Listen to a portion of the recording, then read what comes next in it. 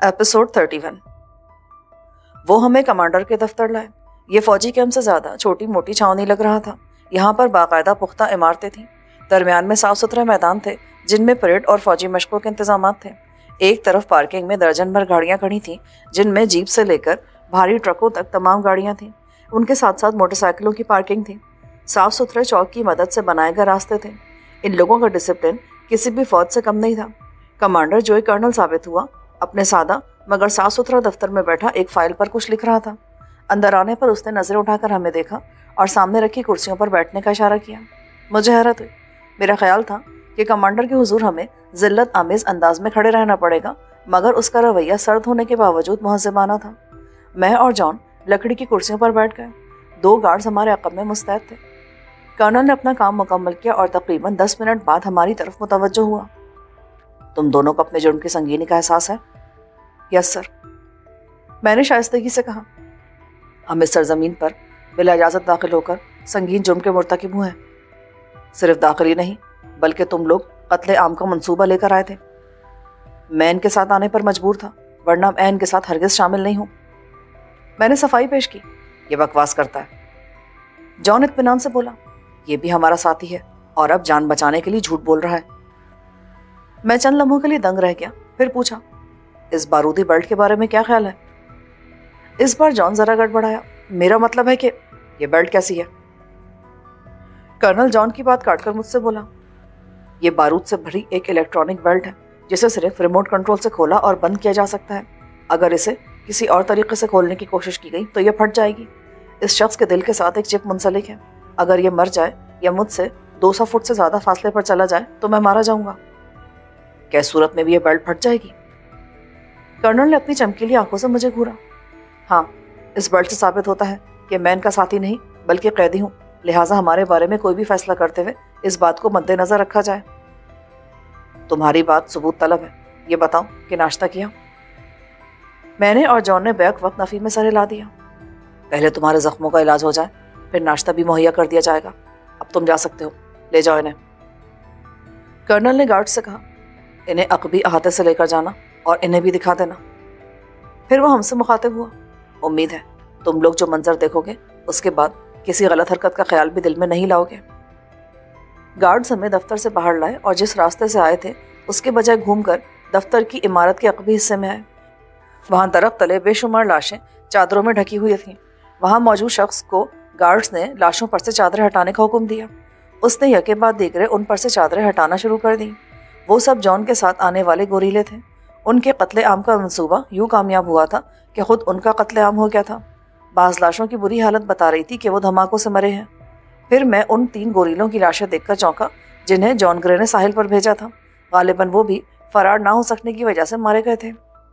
Guards में एक एडो का साथी था। उसको एक शख्स ने सोम्बा कहकर मुखातिब किया था। सोम्बा ने लाशों की तरफ इशारा किया। इनका हाल देख रहे हो? यकीन करो, फरार की किसी कोशिश का नतीजा यही निकलेगा कि तुम भी इनमें शामिल हो जाओगे। अपने साथियों की लाशें देखकर जॉन ग्रे की हालत बुरी थी। उसका चेहरा सफ़ेद पड़ गया और आंखों से बेपनाह नफरत झलकने लगी। उसने ज़ेरे लब कहा, तुम लोगों को कुत्ते की मौत ना मारा ना तो मेरा नाम भी जॉन ग्रे नहीं। फिल वक्त हमें अपनी बचत की फिक्र करनी चाहिए। मुझे अपनी जान बचती नजर नहीं आ रही।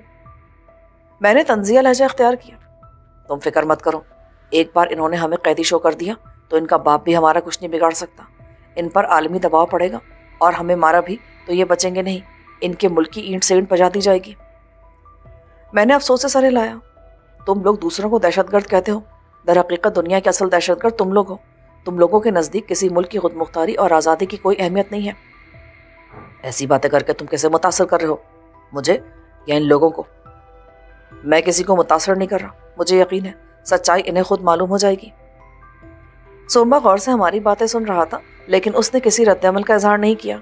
उसका काम मुकम्मल हो गया था, लिहाजा उसने लाशों के निगरान को दोबारा उन्हें चादरों से ढकने का इशारा किया और हमसे बोला, चलो पहले कर्नल की हिदायत के मुताबिक तुम्हें तिब्बी इमदाद और नाश्ता दिया जाएगा।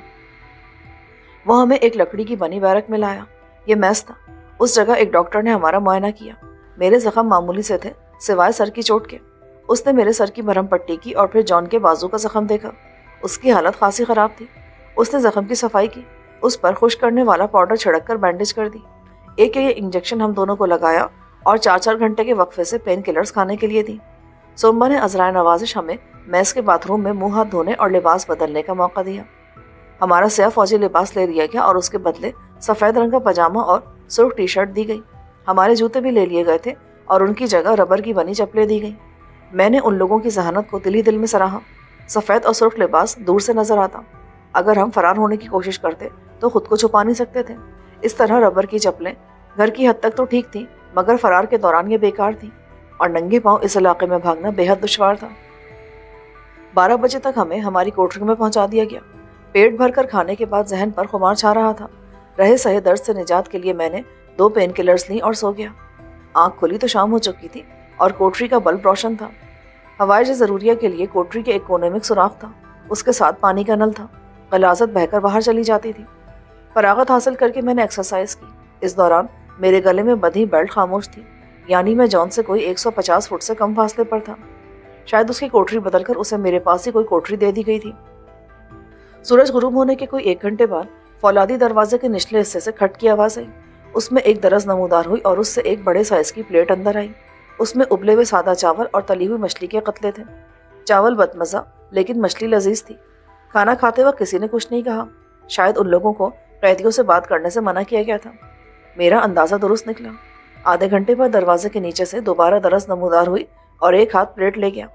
उसके जाने के कुछ देर बाद मैंने उठकर दरवाजे के उस हिस्से को टटोला। वहाँ पर लोहे की सर्द चादर थी। उसके किनारे इतने हमवार थे कि देखने पर मुश्किल से ही नजर आते थे। मैंने नाखून अड़ाकर उस खाने को ऊपर करने की कोशिश की, मगर वो सख्ती से अपनी जगह जमा रहा। गालिबन उसके बाहर भी कोई कुंडी लगी थी, जिसे लगाकर खाने को अंदर से खोलना नामुमकिन बना दिया गया था। अब तक ये लोग मुझे किसी तरह भी जॉन ग्रे एंड कंपनी से कम नजर नहीं आए थे। मैं अपने बिस्तर पर वापस आन बैठा और अपने हालात के नशीब व फराज पर गौर करने लगा। खलीज पर मुलाजमत करते वक्त मेरे वहमो-गुमान में भी नहीं था कि मुझे इतने हैरत अंगेज हालात से दो चार होना पड़ेगा। कदम कदम पर नित नए वाक़यात सामने आएंगे। जान खतरे में पड़ जाएगी और ऐसी पड़ेगी कि बचना मुश्किल नजर आएगा। मगर कातिब तकदीर मेरी मौत के मुअय्यना वक्त के लिए मुझे यूं बचा लेगा कि मेरे पास सिवाय शिजा रह जाने के और कोई चारा न होगा। पहले जॉन ग्रे की कैद और अब उसके दुश्मनों की कैद। मैं जैसे हवाओं के हाथों में खिलौना बना हुआ था। मेरा ख्याल था कि उस रात मेरी तलबी नहीं होगी। मैं सोने का इरादा कर ही रहा था कि फौलादी दरवाज़ा खुला और एक करख्त और गार्ड ने मुझे बाहर आने का हुक्म दिया। मैं उसे पहली बार देख रहा था। मैं उठकर बाहर आया। जॉन और सोम्बा भी मौजूद थे। गोया हमें कहीं ले जाया जा रहा था। काफिला सोम्बा की रहनुमाई में रवाना हुआ और इसका खात्मा कर्नल के दफ्तर पर हुआ। कर्नल मुकम्मल वर्दी में मौजूद था और उसके साथ एक और शख्स सिविलियन लिबास में था। बिना किसी तमहीद के कर्नल ने सिविलियन को हुक्म दिया, इस शख्स के गले में पड़ी चीज़ को चेक करो और बताओ मुझे। उस आदमी ने मुझे आगे आने का इशारा किया। इधर बैठो कुर्सी पे। मैंने उसके हुक्म की तामील की। तब उसने अपने पास मौजूद बैग को खोला और उसमें से कुछ आलात निकालने लगा। जॉन ग्रे तफक्कुर आमेज नजरों से उसे देख रहा था। उसे खतरा था कि ये लोग कहीं इस बारूदी बेल्ट को खोलकर मुझे उसकी कैद से आज़ाद ना करा दें। माहिर ने एक आला निकालकर उसे बारूदी बेल्ट के पास ले जाकर ऑन किया ही था कि आला तेज बीप देने लगा। उसने आला ऑफ किया और कर्नल की तरफ देखकर सर हिला दिया। इसमें धमाका खिज़ मतलब मौजूद है कर्नल। इसका पता चलाओ कि इस बेल्ट को कहीं से रेडियाई सिग्नल मिल रहे हैं और किस तरफ से। माहिर सर हिलाकर दोबारा अपने बैग की तरफ मुतवज्जो हुआ और जॉन ग्रे फातिहाना अंदाज में मुस्कुराने लगा। तुम लोग इस बेल्ट को नहीं समझ सकते और ना ही खोल सकते हो। ये इस माहिर के बस की बात नहीं है। उस पर कर्नल ने उसे घूरा। इसका मतलब ऐसा ही कह रहा था? बेशक। इस बार जॉन ने हकीकत का एतराफ़ कर लिया। ये शख्स हमारा बागी है और इसे एक ख़ास मुद्दत के लिए मेरी तहवील में दे दिया गया है। अगर तुमने मुझे सजाए मौत दी तो ये भी मारा जाएगा। मैं कभी तुम्हारा वफादार नहीं रहा, लिहाजा बगावत का सवाल ही पैदा नहीं होता। मैंने फ़ौरन जवाब दिया और फिर कर्नल को मुख्तसरन अपने बारे में बताया कि मुझे किस तरह खलीज से गिरफ्तार करके अपनी कैद में रखा गया था। कर्नल ने तलखी से कहा, इन बड़ी ताकतों ने छोटी कौमों को अपना शिकार का बना रखा है। ये हमें खा जाना चाहते हैं। इस दौरान में वो माहिर मुख्तलिफ बरक़ी आलात की मदद से बेल्ट को चेक करता रहा। मेरे अंदर किसी कदर इस्तराब था। ये आलात सिग्नल चेक करने और देने वाले थे। अगर किसी वजह से बेल्ट को ऐसा सिग्नल मिल जाता जिसमें बेल्ट के बारूद के डेटोनेटर को चार्ज मिल जाता तो अगले ही लम्हे मेरा चिराग गुल हो जाता। खुद माहिर के माथे पर भी पसीना आ रहा था। आखिर उसने आलात रखे और कर्नल से कहा, कर्नल, मेरे आलात इसकी बेल्ट तक आने वाले सिग्नल्स को पूरी तरह जांच नहीं पा रहे हैं, मगर इस बेल्ट तक सिग्नल आ रहे हैं। کیا اس بیلٹ کو کھولا نہیں جا سکتا؟ کھولا جا سکتا ہے کرنل، لیکن اس میں وقت لگے گا۔ بیلٹ تک آنے والے سگنلز کو مکمل طور پر سمجھنا ہوگا، اس کے بغیر اس بیلٹ کو چھیڑنا خطرناک ہوگا۔ جان نے حقارت سے باہر کی طرف دیکھا۔ تم لوگ ساری عمر بھی لگے رہو تب بھی اسے نہیں کھول سکتے۔ یہ جدید ترین ٹیکنالوجی کے تحت بنائی گئی ہے اور اسے مخصوص ریموٹ کنٹرول سے ہی کھولا جا سکتا ہے۔ غرور مت کرو زیادہ، کرنل نے سرد لہجے میں کہا۔ اگر تم اسے بنا سکتے ہو تو ہم بھی اسے کھول سکتے ہیں۔ جدید ٹیکنالوجی کو سمجھنے والے ماہرین کی ہمارے پاس بھی کوئی کمی نہیں ہے۔ جان حقارت سے مسکراتا رہا۔ کرنل کے اشارے پر سوائے سومبا کے وہاں سے سب باہر چلے گئے۔ ماہر نے اپنا سامان سمیٹا اور رخصت ہو گیا۔ اس بار کرنل نے ہمیں بیٹھنے کی پیشکش کی۔ وہ خود بھی کمر پر ہاتھ باندھے ٹہلتا رہا۔ کرنل سرخی مال رنگت کا اور نسبتاً کھڑے نقوش کا حامل 40 سال کا شخص تھا۔ اس کا قد 6 فٹ سے زیادہ اور صحت شاندار تھی۔ اس کے چہرے پر تفکر کے تاثرات تھے۔ بلاخر اس نے رک کر جان گرے کی طرف دیکھا۔ تم نے مجھے مشکل میں ڈال دیا ہے۔ جب تم میرے پاس گرفتار کر کے لائے گئے تو میں نے سوچا بھی نہیں تھا کہ تم اتنے اہم شخص ہو گے۔ جان گرے پھول کر کپا ہو گیا۔ مجھے معلوم تھا جب تم لوگوں کو میرے بارے میں علم ہوگا نا تو تم موت بکو مت، پہلے پوری بات سن لو۔ اوپر سے حکم آیا ہے کہ فی الوقت تمہاری گرفتاری ظاہر نہ کی جائے۔ تمہارے ملک کے سفارت خانے نے خاصا شور مچا رکھا ہے۔ ان کی طرف سے یہ بہانہ ہے کہ تم اور تمہارے ساتھی اپنی کشتی کے بھٹک جانے سے ہمارے ساحل کی طرف آن نکلے اور ہم نے تمہیں گرفتار کر کے مار دیا۔ تمہارے 50 سے زیادہ مسلح دہشت گردوں کی ہلاکت کو ان کی طرف سے قتل قرار دیا جا رہا ہے۔ ہم نے لاشیں، اسلحہ اور ان کی وردیاں سامنے رکھی، مگر میڈیا مسلسل ہمارے خلاف پروپیگنڈا کر رہا ہے۔ جان مسکرا دیا۔ میڈیا کی طاقت ہمارے پاس ہے۔ پہلے فیصلہ ہوا تھا کہ تمہیں میڈیا کے سامنے پیش کیا جائے، مگر اس پروپیگنڈے کے بعد ہم مجبور ہو گئے ہیں کہ تمہیں چھپا کر رکھیں، ورنہ تمہارے ملک کا سفارت خانہ زیادہ دباؤ ڈالنے کے قابل ہو جائے گا۔ تم فکر مت کرو، بے شک مجھے چھپا کر رکھو، لیکن جلد یا بدیر تمہیں میری بازیابی کی وارننگ مل جائے گی، اور تم نے مقررہ مدت میں مجھے واپس نہ کیا تو تمہارے ملک پر بمباری بھی ہو سکتی ہے۔ جنگی طاقت تمہارا اصل ہتھیار ہے، لیکن ہم آسانی سے مغلوب نہیں ہوں گے۔ جان گرے، مجھے تمہارے انجام پر کوئی شبہ نہیں۔ جلد یا بدیر تمہیں کیفر کردار تک پہنچانے کے احکامات آ جائیں گے، پر مجھے افسوس اس نوجوان کا ہے۔ اگر تم نے مجھے مارا تو یہ بھی مارا جائے گا، جان ہذیانی انداز میں بولا۔ میں اسے بچانے کے لیے تمہاری سزائے موت پر عمل درآمد کرانے کی ہر ممکن کوشش کروں گا۔ مجھے امید ہے ہمارے ماہرین اس بارودی بیلٹ کا کوئی نہ کوئی حل نکالنے میں کامیاب ہو جائیں گے، تب میں تمہیں اپنے ہاتھوں سے پھانسی دینا پسند کروں گا۔ جان ہنس کر بولا، تمہارا خواب کبھی پورا نہیں ہوگا۔ تمہارے ماہر اس بیلٹ کو اڑا تو سکتے ہیں پر کھول نہیں سکتے۔ کرنل، ہمیں جانے دو، میرے ملک کے سفارت خانے کے حوالے کر دو مجھے۔ میں وعدہ کرتا ہوں جب ہماری فوج اس ملک میں آئے گی تو تمہیں کچھ نہیں کہا جائے گا، بلکہ تمہیں کو بڑا عہدہ دیا جائے گا۔ ممکن ہے تم اس ملک کی فوج کا سربراہ۔ جان گرے کی پیشکش کرنل کے گھوسے کی وجہ سے ادھوری رہ گئی۔ گھوسا زوردار نہیں تھا، لیکن جان کے ہونٹوں کے گوشے پھٹ گئے۔ کرنل نے پرسکون آواز میں کہا، میں زمین فروش ہوتا تو بہت پہلے سودا کر چکا ہوتا۔ تمہاری پیشکش نئی نہیں ہے، مجھے اس ملک کی وزارت تک کی پیشکش ہو چکی ہے۔ اس گھوسے نے تم کو سمجھا دیا ہوگا کہ میں زمین فروش نہیں ہوں۔ جان نے ہونٹوں سے خون صاف کیا اور کرنل کی طرف دیکھ کر زہرناک نظروں سے بولا، تم بہت پچھتاؤ گے اپنی اس حماقت پر۔ حماقت میں نہیں، میرے دوسرے افریقی بھائی کر رہے ہیں، جو تم لوگوں کے بہکاوے میں آ کر آپس میں لڑ رہے ہیں، اپنی نسل کشی کر رہے ہیں۔ ایک وقت آئے گا افریقہ پر ہمارا راج ہوگا، سیاہ فام ایک بار پھر ہمارے غلام ہوں گے۔ کرنل مسکرا دیا، میں کوئی دانشور یا پیشن گو نہیں ہوں، لیکن حالات بتا رہے ہیں کہ جلد افریقہ سے تم لوگوں کا بوریا بستر گول ہونے والا ہے۔ جنوبی افریقہ پر ہم نے پہلی فتح حاصل کر لی ہے، رفتہ رفتہ اسی طرح سارے افریقہ کا اقتدار اپنے ہاتھ میں لے لیں گے۔ ایشیا پہلے تمہارے ہاتھوں سے پھسل رہا ہے، ایسا وقت آنے سے پہلے ہم سب تباہ کر دیں گے۔ ہمارے پاس طاقت ہے، ہم اپنا دفاع بھی کرنا جانتے ہیں۔ اس کے بعد شہروں کے ملبے پر نئی انسانیت کی تعمیر ہمارے لیے آسان ہوگی۔ خوش فہمی ہے تمہاری، ایٹمی طاقت دوسرے ملکوں کے پاس بھی ہے۔ اگر کوئی ایسی حماقت کی تو انسانیت تمہارے شہروں کے ملبے میں سسکتی رہ جائے گی۔ بہرحال اس بحث کا وقت نہیں ہے کرنل، ایک بار میری آفر پر غور کرو، یقین کرو تم خسارے میں نہیں رہو گے۔ لگتا بھی پہلے گھوسے کی تکلیف کم نہیں ہوئی ہے، کرنل نے کہا اور سومبا سے بولا، لے جاؤ انہیں اور اس نوجوان کو کوئی بہتر سیل دینا۔ یس کرنل۔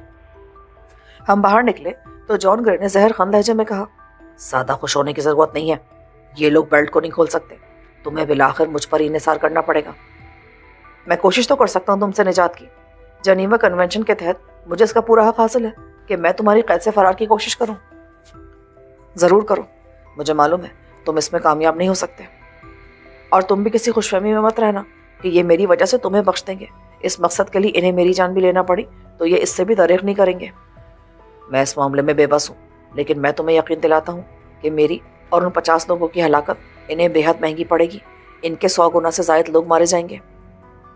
تم لوگوں کی سازشانہ پالیسیوں کی وجہ سے اس سرزمین پر پہلے ہی سینکڑوں افراد روز مارے جا رہے ہیں. قبائل تمہارے دی اسلحے کی وجہ سے ایک دوسرے کا قتل عام کر رہے ہیں. سومبا بول پڑا.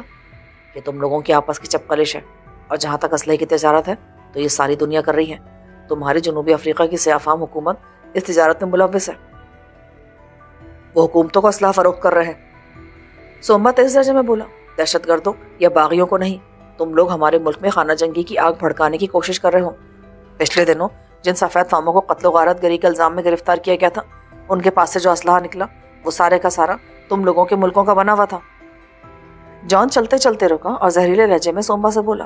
یہ مت سمجھنا کہ سفید فاموں کا خون رائے جائے گا. جلد تم لوگوں پر عذاب نازل ہوگا. کوئی بات نہیں، ہم گزشتہ 3 صدیوں سے اس عذاب کو بھگت رہے ہیں. اب مزید کیا آئے گا؟ پرانے وقت کو بھول جاؤ. اس وقت ہمیں زمین پر تمہارا مقابلہ کرنا پڑتا تھا. اب تم پر فضا سے آگ برسے گی اور تم لوگ بے بسی سے مرنے کے سوا کچھ نہیں کر سکو گے. یقین کرو، صرف ایک بحری بیڑا تمہارے ملک کو کھنڈر کرنے کے لیے کافی ہے. سومبا نے مسکرا کر میری طرف دیکھا.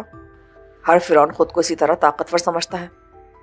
اس نے پہلے جان کو اس کی کوٹری میں دھکیلا، پھر مجھے لے کر اس قید خانے کے ایک اور حصے میں آیا. یہ جان کی کوٹری سے مشکل سے 100 فٹ کے فاصلے پر ایک لاک اپ نما جگہ تھی. اس میں دیواروں کی جگہ لوہے کی سلاخیں لگی تھی. عقبی حصے میں دیوار تھی. اندر آرام دہ بستر کے ساتھ واش بیسن اور کموڈ کی سہولت تھی. سومبا نے دروازے کو لاک کرنے سے پہلے پوچھا. کسی چیز کی ضرورت ہو تو بتا دو، میں یہاں کے نگران سے کہہ دوں گا، وہ خیال رکھے گا. اگر ہو سکے تو 1 کپ کافی. اوکے. وہ چلا گیا. کچھ دیر کے بعد ایک دبلے اور کم عمر شخص نے مجھے کافی کا ڈسپوزیبل مگ لا کر دیا. اس سے نیسکیفے کی مخصوص مہک اٹھ رہی تھی. کتنے دن بعد میری زبان نے اس ذائقے کو محسوس کیا تھا. کافی نے مجھے وہ لذت دی جو میں ساری عمر پی کر بھی نہ ملتی. اس دوران میں کرنل کے رویے پر غور کرتا رہا جو میرے لیے واضح طور پر ہمدردانہ تھا، مگر وہ مجھ سے ایک حد تک ہی ہمدردی کر سکتا تھا. اگر اوپر سے جان گرے کو لٹکانے کا حکم آ جاتا تو وہ اس کی تعمیل پر مجبور ہوتا. جان گرے اتنا بڑا فتنہ تھا کہ وہ ہر قیمت پر اس کی بے کنی کرنا چاہتے، چاہے اس کے لیے بے شمار افراد کی جانیں کیوں نہ لینی پڑتی. کرنل کی یہ بات قابل غور تھی کہ جان گرے کے لیے اس کے ملک نے واپسی کا مطالبہ کیا تھا. انہیں کیسے پتا چلا کہ وہ زندہ ہے؟ اس کا مطلب تھا کہ جان کی بات درست تھی. اس کے سینے میں لگے ڈیوائس کے سگنل سیٹلائٹ کے ذریعے اس کے بڑوں تک جا رہے تھے اور انہیں اس کی زندگی کی فکر تھی. غالباً وہ ان کی وسعت کا ایک ایسا مہرہ تھا جس کا پٹنا ان کے لیے مناسب نہیں تھا. اس وجہ سے اس کے دل کو روکنے والا سوئچ آن کر کے اسے ہلاک کرنے کے بجائے اسے بازیاب کرانے کی کوشش کی جا رہی تھی.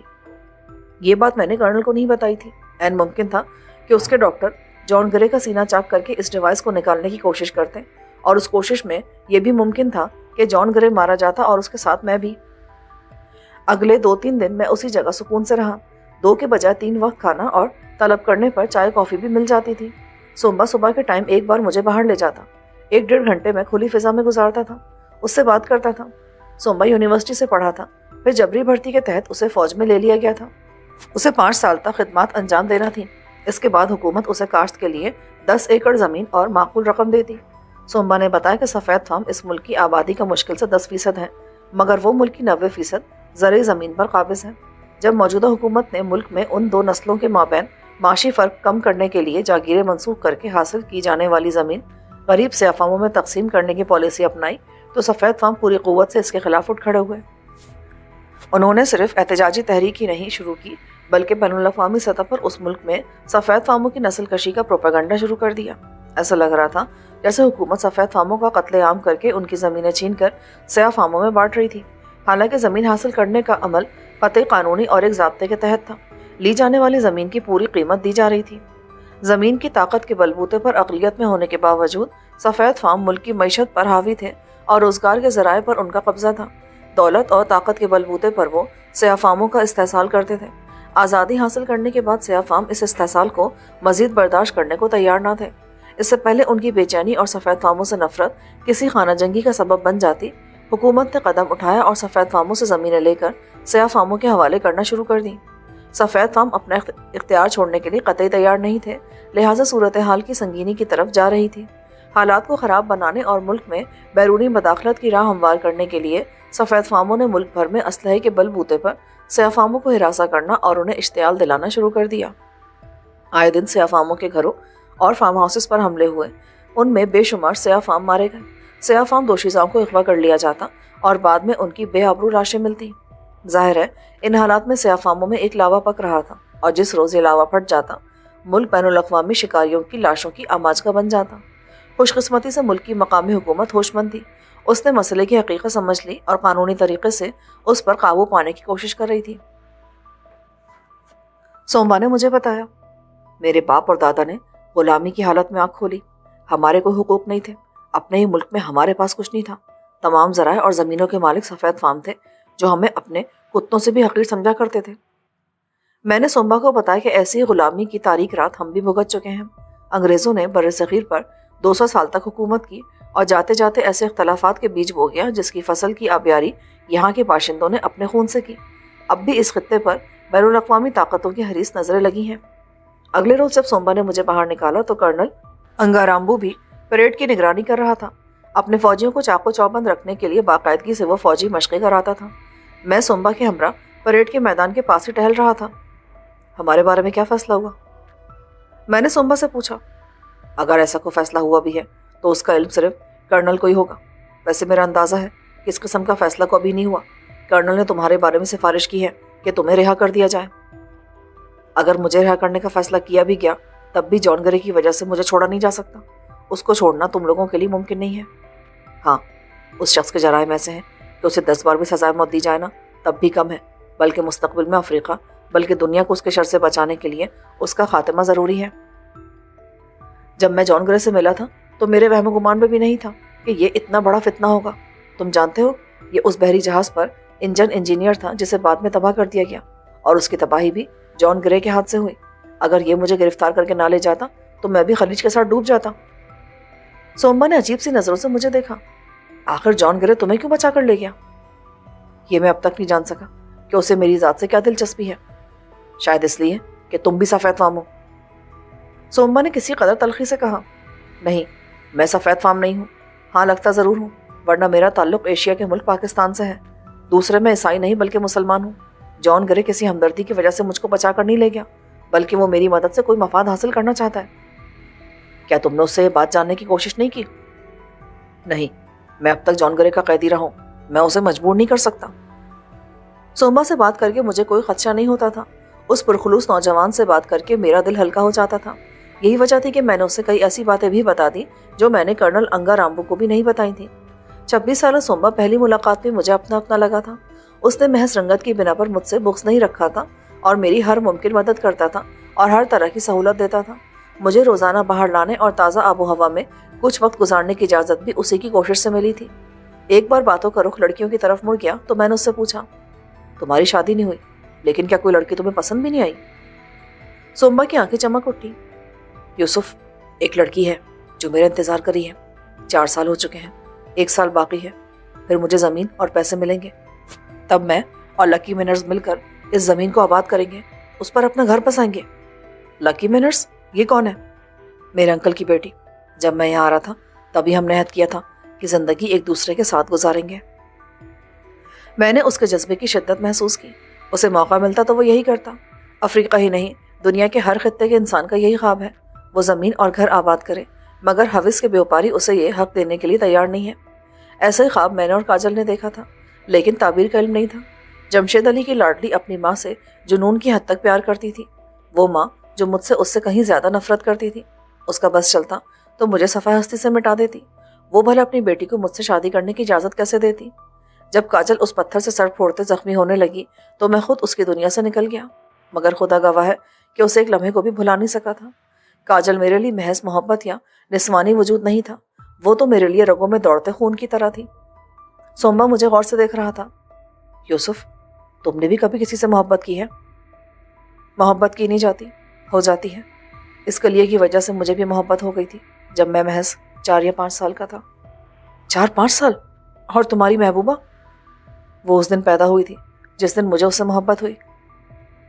सोम्बा ने बेसाख्ता कहका लगाया, हालांकि मैंने पूरी संजीदगी से कहा था, क्या वो तुम्हारी रिश्तेदार हैं?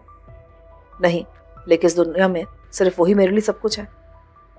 सोमा ने भांप लिया कि इस कहानी के पीछे कोई दुख है, लिहाजा उसने उसे कुरेदने की कोशिश नहीं की और मौजू बदल दिया। जॉन ग्रे के बारे में तुम क्या जानते हो? सिर्फ इतना कि वो खतरनाक नफ्सियाती मरीज है और बैनुल अक़वामी ताकतों की किसी खुफिया तंजीम का बाइख्तियार नुमाइंदा है जो सारी दुनिया पर एक बार फिर साम्राज्य निज़ाम मुसल्लत करना चाहती है। वो इससे बढ़कर दहशतगर्दाना कार्रवाइयों में मुलव्विस है। सोम्बा ने कहा, 1 साल पहले हमारे एक पड़ोसी मुल्क में खाना जंगी की आग भड़की और उसमें फरीक़ैन ने एक दूसरे का कत्लेआम किया था। हमारी खुफिया एजेंसी की रिपोर्ट के मुताबिक उस कत्लेआम की जिम्मेदारी जॉन ग्रे की तंजीम पर आयद होती है। उस मुल्क में ताबकार धातों के वसी ज़ख़ायर हैं जिन पर कब्जा जमाने के लिए पहले वहाँ पर खाना जंगी कराई गई। कबाइल के दरमियान इख्तिलाफ को बढ़ा चढ़ाकर इस हद तक पहुँचाया गया कि कबाइलियों ने एक दूसरे का इतनी बेदर्दी से खून बहाया कि उस मुल्क के दरियाओं का पानी खून से सुर्ख हो गया था। दोनों फरीक़ैन को असलहा इस तंजीम ने फराहम किया। 1 साल की खाना जंगी में उस मुल्क की कुल आबादी का 20% मौत की नींद सो चुका था। आधे लोग जख्मी थे। शहर के शहर और गांव के गांव तबाह हो गए थे। जब खाना जंगी कराने वालों ने देखा कि दोनों फरीक लड़ लड़कर इतने बेहाल हो चुके हैं कि उनमें एक दूसरे का मजीद खून बहाने की सकत बाकी नहीं रही, तो अमन फौज के नाम पर मुल्क में घुस आए। नाम नहाद इंतखाबात कराकर मन पसंद अफराद को हुकूमत दे दी और आजकल उस मुल्क की मादनियात बड़े पैमाने पर तरक्की याफ्ता ममालिक को भेजी जा रही हैं और इसका फ़ायदा भी अवाम के बजाय सरकारी वज़रा और अमन फ़ौज को हो रहा है। उन्हें माहाना अलाउंसेस दिए जा रहे हैं। महज मादनियात के उसूल के लिए उन लोगों ने 10 लाख अफराद का खून बहाया। क्या ऐसे लोग काबिल माफ़ी हो सकते हैं? हरगिज़ नहीं। अगर जॉन ग्रे के लिए सजाए मौत का फैसला हुआ तो मैं भी मारा जाऊंगा। हम कोशिश कर रहे हैं कि ऐसा ना हो। सोम्बा ने अपने लहजे की मायूसी को छुपाने की कोशिश की, मगर ऐसा होना मुमकिन भी है। शायद। उसने नजरें झुका ली। अगर ऐसा हुआ दोस्त तो यकीन करो मैं सारी उम्र खुद से शर्मिंदा रहूंगा। जब सोम्बा मुझे बाहर ले जाता था तो इस बात का खास ख्याल रखता था कि मैं जॉन से 200 फुट के फासले की हद में रहूं। तीसरे दिन मैं इंतजार करता रहा, लेकिन सोम्बा या कर्नल अंगाराम्बू की तरफ से कोई बुलावा नहीं आया। मेरी छठी ही इस खतरे की निशानदेही करने लगी। शायद ऊपर से हमारे बारे में कोई हुक्म आ गया था और सोम्बा इस वजह से मेरे पास नहीं आया था। शाम के वक्त मैंने एडू को अपने सेल के सामने देखा। वो खबीसाना अंदाज में मुस्कुरा रहा था। चलो, तलबी हुई है तुम्हारी, लगता तुम दोनों का अंजाम करीब है, उसने मुस्कुरा कर कहा। मैं धड़कते दिल के साथ एडू के हमरा रवाना हुआ। सोम्बा नजर नहीं आ रहा था। एडू और उसके साथी गार्ड्स मेरी तरफ से बेहद चौकिन्ना थे, जैसे मैं अभी धुआं बनकर हवा में तहलील हो जाऊंगा। मेरे बाद उन्होंने जॉन ग्रे को भी उसके सेल से निकाला और हमें लेकर कर्नल अंगाराम्बू के दफ्तर रवाना हुए। खिलाफ तवक्को वहाँ अंगाराम्बू के साथ एक दरश्त रौ चेहरा शख्स मौजूद था। उसके जिस्म पर मेजर की वर्दी थी, लेकिन वो इस रौनक से तना खड़ा था जैसे कोई जनरल हो। कर्नल अंगाराम्बू ने मुझे या जॉन ग्रे को मुखातिब किए बगैर उस शख्स से कहा, मेजर, मैं तहरीर हुकूम के तहत इन दोनों को तुम्हारे हवाले कर रहा हूँ, लेकिन ख्याल रहे ये शख्स यूसुफ बेगुनाह है। इसकी कहानी मेरे इल्म में है, मेजर ने सर्द लहजे में कहा, और मुझे सारी बातें फ्रॉड लगती हैं। क्या सबूत है इसका कि ये दोनों ड्रामा नहीं कर रहे? मैंने माहिर से चेक कराया था। मेजर ने माहिर को मोटी सी गाली दी। उसको मैं जानता हूँ, फौज का जाहिल तरीन शख्स है। मुझे यकीन है कि वो दुरुस्त कह रहा था। कर्नल ने सर्द लहजे में कहा, मुझे उम्मीद है तुम इस शख्स पर कोई तजर्बा करने की कोशिश नहीं करोगे। मैंने जॉन ग्रे की तरफ देखा। उसके चेहरे की रंगत अचानक सफ़ेद हो गई थी। वो खौफजदा नज़रों से उस मेजर को देख रहा था। शायद वो उससे वाकिफ था। मेजर ने सर को जुम्बिश दी। मैं 2 बजे रवाना होऊंगा। इन्हें सुबह से पहले वहां पहुंचाना है। तब तक इन्हें इनके सेल्स में रखो। मेजर होने के बावजूद उसके लहजे में कर्नल के लिए कोई एहतराम नहीं था। इसके बजाय वो उससे यूं बात कर रहा था जैसे कर्नल कोई कम रुतबे वाला शख्स हो। मेजर के इशारे पर गार्ड्स हमें बाहर लाए। मैंने आहिस्ता से जॉन ग्रे से कहा, तुम इस शख्स को देखकर डर क्यों गए थे? ये शख्स बेहद जालिम है। शर्लाक नाम है इसका। मेजर है, लेकिन सदर से कुर्बत की वजह से जनरलों को भी खातिर में नहीं लाता। सफ़ेद फामों के खिलाफ इसने सख्त कार्रवाई की है। इसकी वजह से मुल्क के शुमाली हिस्से में हमारे 2 अहम ऑपरेशंस नाकाम हुए थे। जॉन ने जवाबी सरगोशी की, अगर हमें इसकी तहवील में दिया जा रहा है ना, तो हमारी खैर नहीं है। मुझे भी मेजर शर्लाक के तेवर दुरुस्त नहीं लग रहे थे। उसने हमें साथ ले जाने की बात की थी। हमें कहीं और मुंतकिल किया जा रहा था। कर्नल अंगाराम्बू को यह बात पसंद नहीं आई थी, मगर वो ऊपर से आने वाले अहकामात के आगे मजबूर था। एडू ने जॉन ग्रे को बात करने से मना कर दिया। हमें मेजर के हवाले किए जाने से पहले ज़रा मोहलत मिली थी और मैं मेजर के बारे में जानने के लिए बेचैन था। मैं दुआ कर रहा था कि सोम्बा से मुलाकात हो जाए और शायद उस वक्त मैं खुदा से कुछ और भी मांगता तो वो मिल जाता। मुझे अपने सेल में आए कुछ ही देर गुजरी थी कि रात के खाने के साथ सोम्बा भी आ गया। वो शिद्दत से संजीदा नजर आ रहा था। یوسف مجھے افسوس ہے، میری اور کرنل کی کوششیں ناکام رہی ہیں۔ تمہیں میجر شلاق کے حوالے کرنے کا مطلب ہے کہ حکومت نے جان گرے کے بارے میں فیصلہ کر لیا ہے، اس کا بچنا مشکل ہے، اور ساتھ ہی میرا بھی۔ میں دھیمی سے مسکرا دیا۔ میجر شلاق انسانی احساسات سے عاری شخص ہے، وہ سفید فاموں کا جانی دشمن ہے، اس کا تعلق فوج سے نہیں ہے۔ چند سال پہلے اس نے سفید فاموں کے خلاف ایک تنظیم بنائی تھی اور چند حملوں کے بعد وہ حکومت کی نظر میں آ گیا، اسے گرفتار کر لیا اور اسے 2 سال کی سزا بھی ہوئی تھی، مگر جب سفید فاموں نے بغاوت شروع کی تو اسے رہائی دے کر خفیہ ایجنسی میں شامل کر لیا گیا۔ اس فیصلے کے پس پشت صدر کے بعض بااختیار وزراء کا ہاتھ ہے جو ملک سے سفید فاموں کو تسلط ختم کرنے کے لیے طاقت کے استعمال کے حامی ہے۔ میجر شلاق کو ان لوگوں کی سرپرستی حاصل ہے۔ اگر وہ سفید فاموں کے اتنے ہی خلاف ہے تو مجھے بھی نہیں بخشے گا۔ سوما نے سر ہلایا۔ ملک کے محب وطن اور سمجھدار لوگوں کے نزدیک میجر شلاق کی حیثیت مشکوک ہے، لوگ اسے چڑھتے سورج کا پجاری کہتے ہیں۔ اس نے سفید فاموں کے خلاف تحریک چلا کر مقبولیت حاصل کی ہے اور خفیہ ایجنسی میں شامل ہو کے وہ مزید طاقتور ہو گیا ہے۔ عین ممکن ہے اسے ملک میں کوئی بااختیار عہدہ مل جائے، اور ایسا ہوا تو یہ ملک کی تاریخ کا سیاہ ترین دن ہوگا۔ میں نے حیرانگی سے کہا، شلاق تو سفید فاموں کا دشمن ہے، پھر سیاہ دن کیوں ہونے لگا؟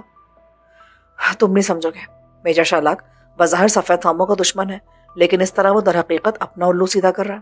مجھے یقین ہے اگر کل کوئی نام نہاد امن فوج اس زمین پر اتری تو اس کے استقبال میں میجر شلاق پیش ہوگا۔ وہ ایسا ہی آدمی ہے۔ یعنی ہمیں اس سے ہوشیار رہنا چاہیے؟ ہاں، لیکن ہوشیار رہنا تمہارے کسی کام نہیں آئے گا۔